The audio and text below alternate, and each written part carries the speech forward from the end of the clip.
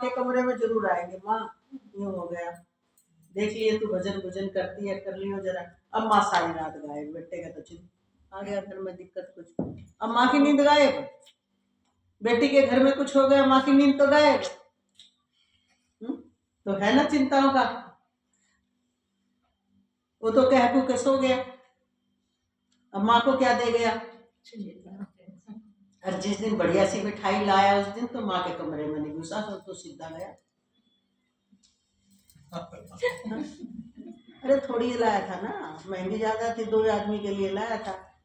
अब माँ भी मांग लेती तो एक की खुद क्या पता। फिर वो तो ये जो चीज है ना, ये क्या है, ये अज्ञान है, अज्ञान है भाई। माँ के शुगर था तो शुगर पर ही बहुत कुछ आता है, बोली आता। अरे इतनी बड़ी हो रखी है, क्या करेगी माँ खा के। थोड़ी थोड़ी आगे 200 रुपए की लाए थे, माँ के वास्ते लाते 300 लगते, 100 रुपए कल काम आ जाएंगे। बुढ़ा आदमी का क्या काम खाने का, ये पता नहीं। हमारे तो माँ बोलती थी, अब मेरी दादी कहती थी, माँ की दादी बोले मैं अपनी माँ, हाँ हमारी माँ की दादी, माँ जब बचपन में थी कहती थी, मैं अब कूट कूट के देखती थी अपनी दादी को, कहती बेटी बच्चा और बूढ़ा एक समान हो जाता है, बस दिक्कत क्या है, बच्चे की तो केयर हो जाती है और बूढ़े में दांत खत्म हो जाते हैं, ना जाड़ रहती और आदत मतलब बच्चों जैसी हो जाती है, थोड़ी थोड़ी थोड़ी चीज खाने की। इसलिए बेटी तू सुखी रहो, तेरे को ससुराल अच्छी मिला। इतने आशीर्वाद देती थी हमारी माँ को, हमारी माँ की दादी। हमारी माँ को हर चीज कूट कूट के दे देती थी हमारी माँ अपनी दादी को, जो भी चीज घर में आती कि माँ दादी खा लेगी। बहुओं के पास तो टाइम नहीं होता, पोतियों के पास हो जाता है, पोतियां ममता कर लेती है। तो कहने का मतलब क्या है, उससे हमने जब बचपन में अपनी माँ से ये बात सुनी थी ना, हमने ये बड़ी अप्लाई करी थी कि बड़े आदमी को अपने से पहले 2 चीज, क्योंकि बड़े आदमी की इच्छा उस पर बच्चे की तरह लपक बनी रहती है। हम तो सोचते हैं बड़ा क्या करेगा खाके, जैसे बच्चे की आदत है ना, आप कुत्ते की आदत देखो ना, कुत्ता अगर कुछ खा यूं यूं करता रहता है, ऐसे बच्चे को आदत देखो, उसके मुंह में जब भी पानी आ जाता है दूसरे की चीज देख के। ऐसे बड़ा आदमी को अगर आप कोई चीज नहीं दे रहे ना, उसके अंदर में, हाँ सही बता रहे हैं, चाहे वो इतनी सी ले ले, आप उसके सामने रख दो और उसको खाई जाते नहीं, बीमार है वो खुद ही नहीं सोचेगा, पर उसको इतना सा टेस्ट करवा दो तो उसकी जो मुंह में पानी आया ना, चिंतन बना, वो खत्म हो जाएगा। और बताए, बच्चा तो वैसे तरसता है तो सबको तरस आ जाता है बच्चे पे। तो अब बच्चा देखो कैसे देख रहा है, और ये भी कहते हैं कि बच्चे को मिलता नहीं होगा अपने घर में, इसलिए देखो कैसे ललायित हो जाता है। अब बड़ा आदमी को नहीं दोगे, उसको हजम नहीं होता, फिर भी उसका हर चीज में टेस्ट बच्चों जैसा बन जाता है। जवानी में कंट्रोल रहता है, बुढ़ापे में इंद्रियों का कंट्रोल खत्म हो जाता है। जिन जो संयमी हैं उनका नहीं होता, पर हमने अपने गुरुदेव, इतने बुजुर्ग हमारे गुरुदेव हो गए थे, उनको छोटी छोटी छोटी छोटी हर चीज यूं दिया जाती थी। अभी वो जबकि शमशान में रहने वाले, शेर की मान में जिन्होंने तपस्या की है, खोपड़ी में पानी पीने वाले, और अब जब उनका शरीर 90+ हुआ, उसके बाद उनको भी हर छोटी छोटी चीज भी शायद मतलब किसी भी चीज को थोड़ी अंदर चली जाए। इससे सिद्ध हो रहा है प्रकृति का नियम तो सबके पास एक ही जैसा लागू होता है।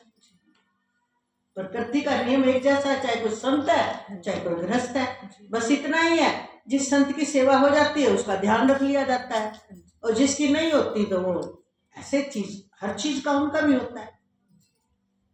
तो ये जैसे जैसे बुढ़ापे में कंट्रोल पावर छूटती है, अब बुढ़ापा कब लागू होएगा, 90 की उम्र में होएगा या 80 की में होएगा या 70 की में होएगा, जो कंट्रोल पावर छूट जाए। तो जब कंट्रोल पावर छूट जाती है तो फिर क्या होता है, उनकी वृत्ति उनके कंट्रोल में नहीं होती और वो कुछ खा भी नहीं सकते। पहली बात यह कि हमारी जो भोजन की नली है वो सिकुड़ जाती है, वो खा पाते नहीं है, इसलिए उनको लगता है कि ये टेस्ट की चीज है, शायद ये थोड़ी जीभ पे चली जाएगी, इससे इसको खा लूंगा। जैसे आप लोगों का भी तो यही होता है कि जब भोजन करने का जिस दिन मन ना हो उस दिन कुछ ले आते हो बाजार का, अरे भाई आज रोटी नहीं खाने का, चलो आपने तो झट से करवा दिया, भूख आ गया, खा लिया।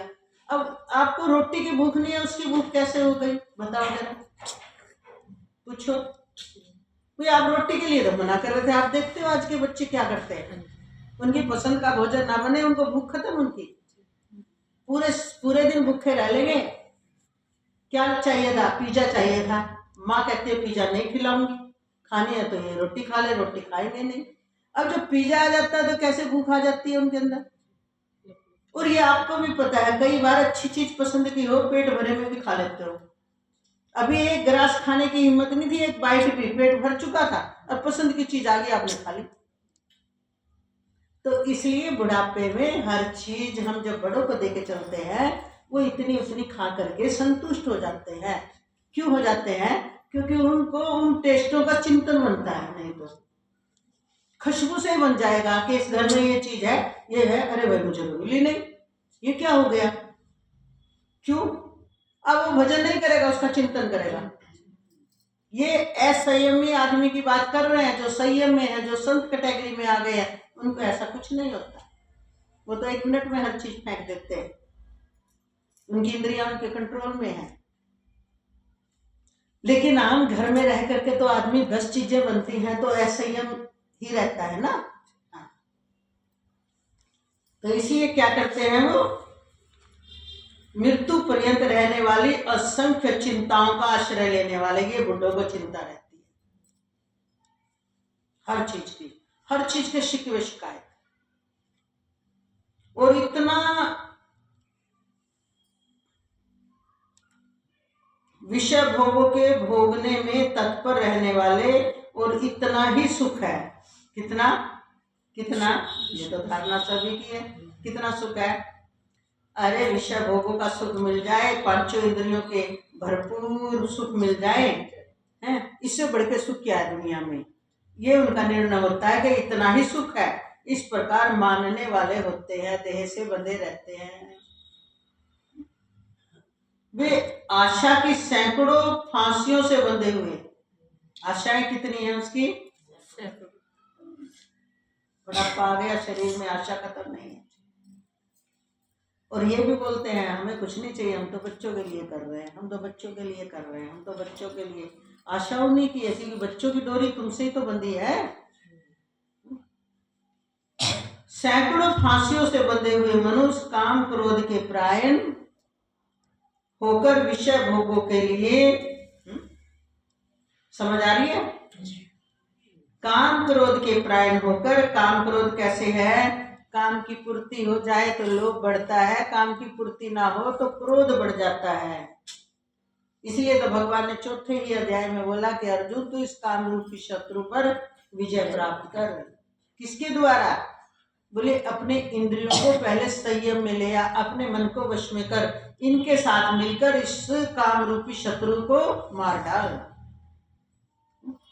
तो काम क्रोध के परायण होकर विषय भोगों के लिए अन्याय पूर्वक, क्योंकि पता ही नहीं उनको न्याय क्या होता है। न्याय, वो तो हर चीज में न्याय ही मानते हैं, अब कुछ कर नहीं सकते, ऐसे व्यक्तियों को समझा नहीं सकते।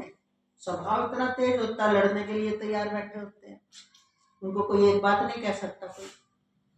तो इसलिए अन्याय पूर्वक धन आदि पदार्थों का संग्रह करके करने की चेष्टा करते हैं। अन्याय पूर्वक मिल जाए, धन की जरूरत है भाई तभी तो कामनाएं पूरी होंगी, ऐसी उनकी धारणा बनी होती है। वे सोचा करते हैं कि मैंने आज ये प्राप्त कर लिया है और अब इस मनोरथ को पूरा कर लूंगा मैं। आज इतना प्राप्त कर लिया ना, तो और अब इस मनोरथ को प्राप्त कर लूंगा, मेरे पास ये इतना धन है, और फिर भी यह हो जाएगा और हो जाएगा, एक कामना तो पूरी कर लो। वह शत्रु मेरे द्वारा मारा गया और उन दूसरे शत्रुओं को भी मार डालूंगा। अब शत्रु का मतलब यहाँ नाम लिया गया तो युद्ध के स्थान पर लिया जा रहा है, लेकिन शत्रु कौन है भाई? जिसको आप नहीं चाहते, आपका वही शत्रु, जो आपकी कामना पूर्ति में अड़चन पहुंचा दे, वो आपका। तो किस तरह पूरी करते हैं घर में? शुरू हम युद्ध से, क्योंकि हम गृहस्थ के उसमें है ना, युद्ध भूमि में थोड़ी खड़े हैं, किस तरह के हैं? जो हमारी इच्छा पूरी नहीं करे वही हमारा शत्रु है, जो हमारी इच्छा पूरी करता चला जाए वो हमारा मित्र है। न्याय अन्याय से कोई मतलब नहीं, जो इच्छाएं बन गई हमारी पूरी करो। और 10 दोष देखेंगे उसमें, उसने ऐसे करना चाहिए था, इसको ऐसे करना चाहिए। देखो अपने आप को ज्ञान के राग लगाते हैं, ज्ञानी दिखाते हैं अपने आप को। और सारा ज्ञान किस तरह का है? अपने विचारों के अनुसार गुथी हुई एक माला है ज्ञान, बस अपनी पूर्ति करानी। इसलिए क्या कह रहे हैं? वह शत्रु मेरे द्वारा मारा गया और उन दूसरे शत्रुओं को भी मार डालूंगा। क्यों? बोले मैं ईश्वर हूँ, मैं ईश्वर हूँ। कितना अहंकार है! हिरण्याकशिपु को, कंस को, रावण को, उनके तो नाम प्रसिद्ध है, सबको तो बड़े बड़े दिग्गज थे। जो ज्ञानी है, जो यहाँ असुरी संपदा वालों के लिए बोला जा रहा ना, वो भी ईश्वर से कम नहीं मानते अपने आप को, क्योंकि ईश्वर को तो मानते ही नहीं वो।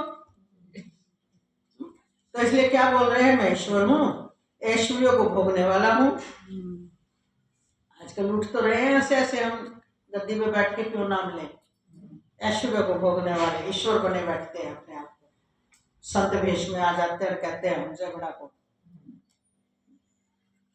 मैं सब सिद्धियों से युक्त हूँ, मैं सब सिद्धियों से युक्त हूँ और बलवान तथा सुखी हूँ। सारी सिद्धियां हैं, जो जिसके काबू आ जाए उसकी सिद्धि है तो काम कर ली। जिसके जो काबू आ गए वो सिद्धियां तो काम कर ली।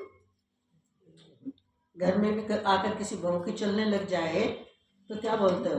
अरे कोई सिद्धि लेकर आई है, वे सब दबा लिए इसने तो। कहीं से स्टार्ट कर लो। गली मोहल्ले में चलने लग जाए, इसकी तो पता नहीं इसकी आंख में क्या दम है, इसकी आंख से सब डरा, तो सिद्धि प्राप्त है भाई। नालायक बनेगी, नालायक से दुनिया डरती है। हाँ, मनमाना आचरण करते हैं और करवाते हैं वो। इसलिए ये नहीं है वो डर गए, वो सोचते हैं भिरड़ के छाते को क्यों छेड़ा गया, कोई भिरड़ लड़ गई तो कष्ट हमें उठाना पड़ेगा। इसलिए राम राम श्याम श्याम करके निर्वाह कर लेना चाहिए व्यक्ति को। इसलिए यहाँ पर क्या कहता है वो? मैं ईश्वर हूँ, ऐश्वर्यों को भोगने वाला हूँ, मैं सब सिद्धियों से युक्त हूँ और बलवान तथा सुखी हूँ। मैं बड़ा धनी और बड़े कुटुंब वाला हूँ, मेरे समान दूसरा कौन है? मैं यज्ञ करूंगा, दान दूंगा और आमोद प्रमोद करूंगा। इस प्रकार अज्ञान से मोहित रहने वाले तथा अनेक प्रकार से भ्रमित चित्त वाले मोह रूप जाल से समावृत और विषय भोगों में अत्यंत आसक्त आसुर लोग महान अपवित्र नरकों में गिरते हैं। महान अपवित्र नरक कौन से? रौरव नरक। इसको हम और आगे कल खोलेंगे, समय हो गया है। बोल वृंदावन। ये गीता जी का 15वां और 16वां श्लोक है, हमें इसको जो हम कल सुनेंगे।